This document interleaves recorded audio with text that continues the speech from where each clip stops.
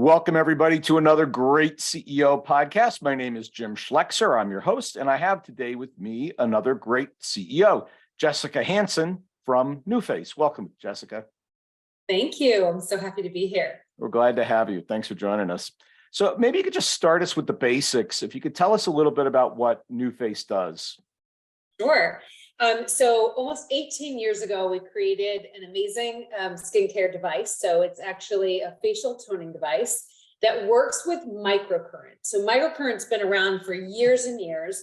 What our founders, so we are founded by 3 women, 2 of which are microcurrent estheticians. And microcurrent was done in a facial at dermatology. And we actually brought it to the consumer to be able to use in home. So what it does, so you're underneath your facial, underneath your skin, there are muscles. And so from the nape of your neck to the top of your forehead, there's 43 muscles that go all different directions. And what happens when you age is those muscles have atrophy and it takes the skin with it. So that's why you see sagging, wrinkling, jowls, double chin. Yeah, I'm afraid you're looking at me right now. They're human beings, and it's the way we're designed.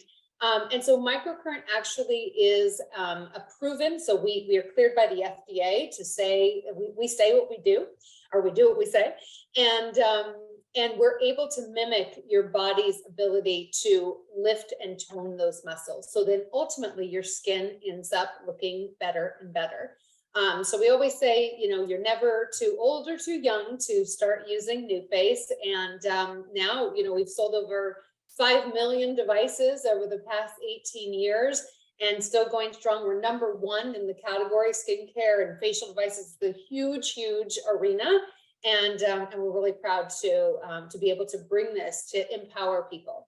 Very cool. Awesome. So, the next question is sort of what's the competitive advantage? Somebody could copy this, right? They could, if I was smart enough, I could figure out what you're doing and make my own. And so Sure. What stops anybody from doing that? What's the competitive advantage? They do. They try, actually. They try, yeah. We have been emulated. We think it's very flattering.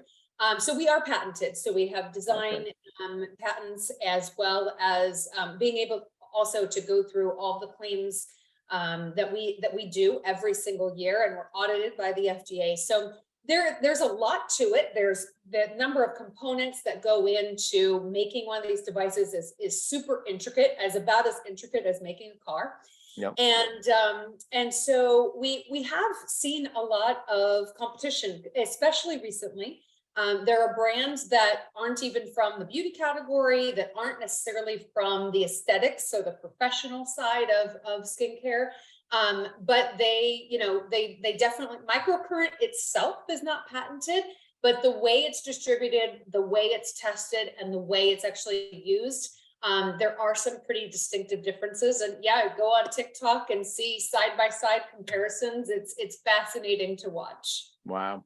Yeah, I think that, the FDA certification is really the big deal, because we have some clients in the medical device category, and having that versus not is massive. It really, and it's very expensive and complicated to do. So that's a biggie. Yeah. So what I'd like to say is, so we're FDA cleared.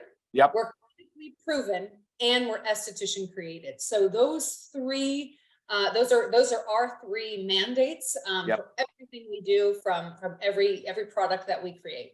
Very cool. And so what percentage of the revenue recurs every year? I guess if I bought a device, I'm kind of done, or is there an ongoing relationship with clients in some way?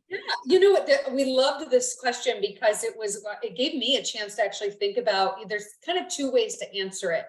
The majority of our revenue, 80% of it, comes from what we call the investment that a consumer is making. And that client could be a professional client using it in inpatient. We actually have a pro level device. So 80% of our revenue is the device. What 20% of our revenue comes from is actually the skincare that you need to use with the device. So we have 2 different unique activating products that allow that penetration to go to the muscular level. If you actually just put the the device on your face, you would actually feel almost like a little low-level tingle shock. And that just means it's vibrating off of the top of the skin instead of actually penetrating.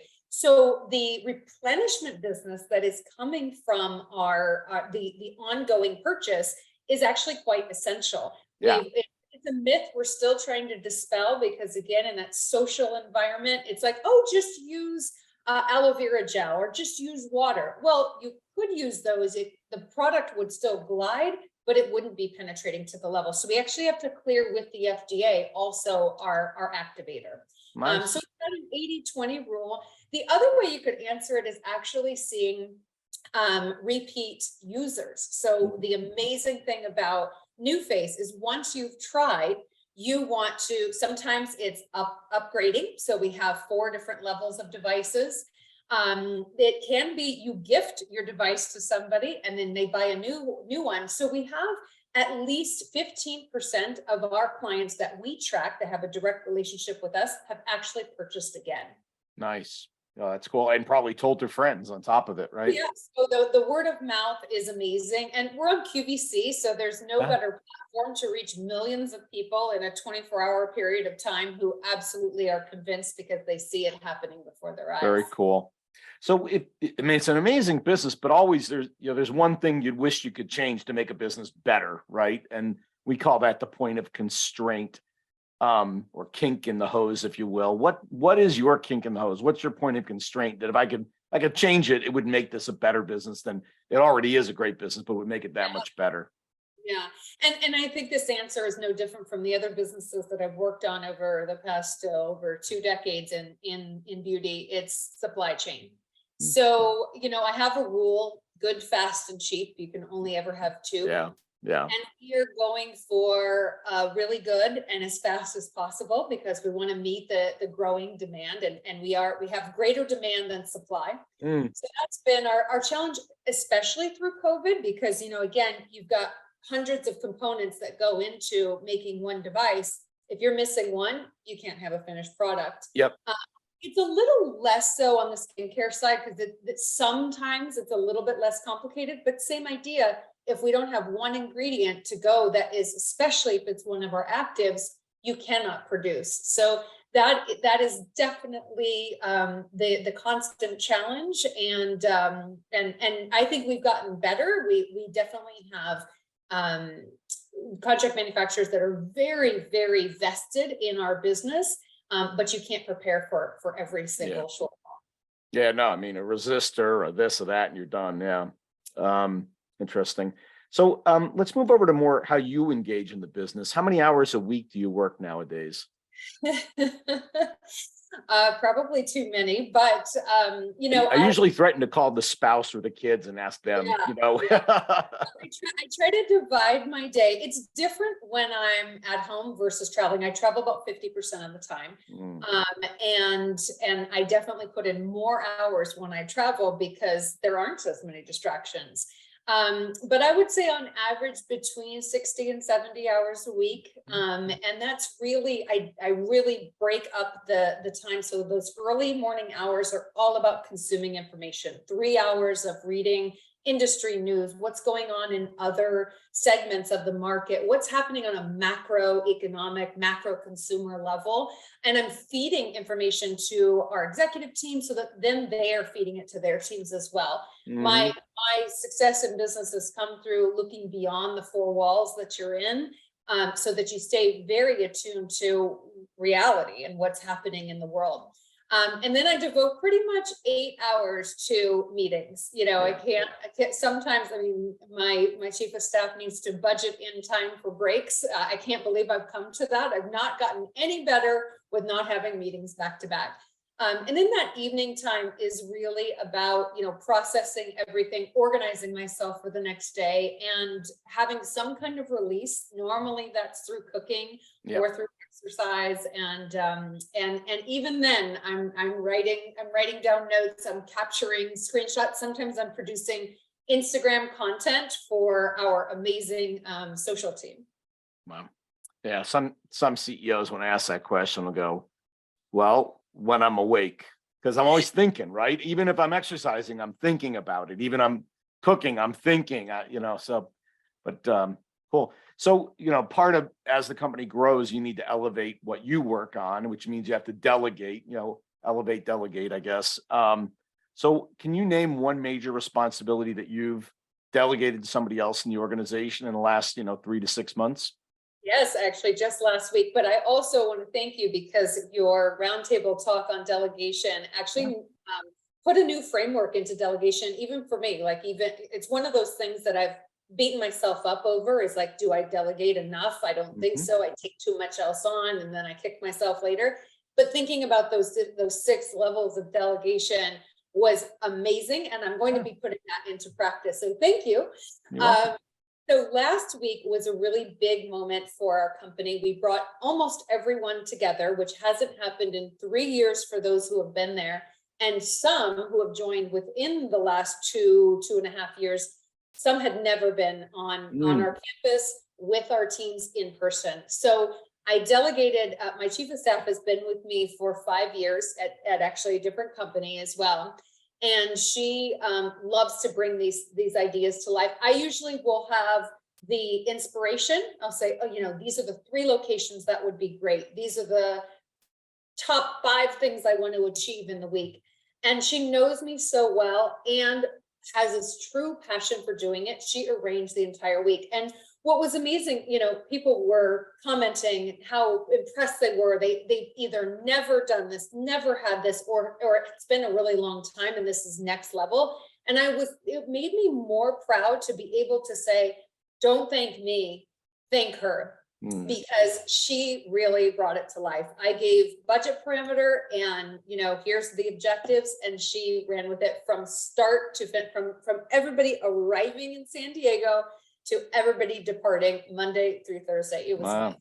So top level delegation, right? But obviously high trust, high relationship that, you went there. Yeah, Very cool. And we've done a few of them. This is our 6th that we've done, and all across the country we've been. Nice. I actually never done an event in the same city. Because that would be easy. Why would you ever do that, right? Just like vacation. I've never gone back to the same place for vacation because I want to explore more. Very cool. So besides maybe the delegation thing, what are 1 or 2 things you picked up and learned that are really central to how you behave as a CEO?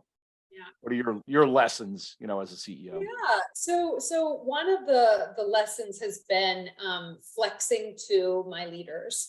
And I think it's quite rare, at least from what I've heard, and I've done this now a couple of times. I've been at the senior level for about the past 8 or 9 years. And each time I say to my direct reports, we're going to set up our touch bases the way you need. If you need 15 minutes a day, put on 15 minutes a day of my calendar, and that's your time. If you need an hour every 2 weeks, if you want it to be more formal than informal, and it's amazing to see how differently people manage, but how much they can get out of it when they're in control. And the reason why I came up with it was actually out of learning what not to do. I had worked for somebody who had the exact same type of management style, and it had to be applied to all of us. And I didn't get enough out of that relationship and that session. And so it was a mental note that I made to myself, okay, when I'm in that role, I'm going to make sure that I know that I empower my people to manage up. And I'll always give them feedback. I always come with, a list. What's on your list? Well, only after we cover what really they need from me. Got it. Interesting. I had a friend who used to say, you really need a bad boss, because then when you have a good one, you'll like really, really appreciate, not that person was bad, but like in one way they weren't great. Right. Finally, last question. What do you do for fun? So I would say they're interrelated, 2 things, eating and running. I often say that for years and years. In fact, one of my first bosses in the beauty industry, I was in my 20s. She was about 10 years older than me. And she was like, one day you're going to slow down and you're not going to bring your tennis shoes to every single city you go to and run all over the place. That hasn't happened yet. And it's 24 years later. But the reason is my motivation is so that I can go and enjoy food, wine, cocktails. I really invest a lot of time in discovering new restaurants, I made a very elaborate meal for my friends over the weekend, and really put this, investment into it because it brings me joy. Yeah. So the two go hand in hand. So I run so that I can eat whatever I want. And both of them actually I find great joy in. Fun. I play soccer for a very similar reason, actually. So I get it. Well, hey, Jessica, this was awesome. I really appreciate your time. Thank you for joining us, and I wish you really good success going forward. Great. Thank you so much for having me. Absolutely.